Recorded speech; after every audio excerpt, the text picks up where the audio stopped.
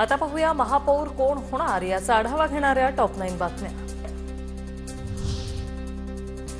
मुंबई महापालिका महापौर पदासाठी अर्ज दाखल करण्यासाठी 2 दिवस बाकी। महापौर पदासाठी अर्ज दाखल करण्यास आज आणि उद्याची मुदत। इच्छुक सदस्य आज आणि उद्या पालिका सचिवांना अर्ज सादर करू शकतात। ठाकरेंच्या शिवसेनेचे आज सकाळी 11 वाजता नगरसेवक मुंबई पालिकेत जाणार। कोकण भवनातील गट नोंदणीचं पत्र पालिकेत देणार।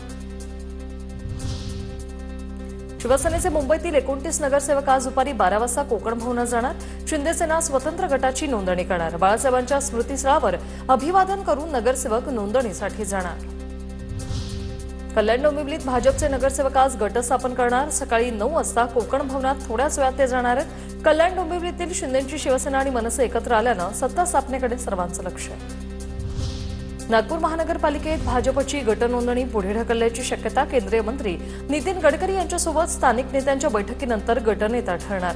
गटनेते पदासाठी अनेक दावेदार, नितीन गडकरी घेणार अंतिम निर्णय।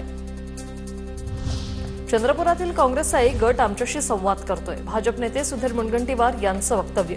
तर पक्षानं जबाबदारी दिली नाही, कार्यकर्ता म्हणून काम करतोय, मुनगंटीवारांची प्रतिक्रिया। काँग्रेसचा एक गट मुनगंटीवारांच्या संपर्कात असं काही नाही। चंद्रपुरात काँग्रेस सत्ता स्थापन करणार, वडेट्टीवारांना विश्वास। तर धानोरकरांसोबत वैयक्तिक दुश्मनी नाही, वडेट्टीवारांचं स्पष्टीकरण।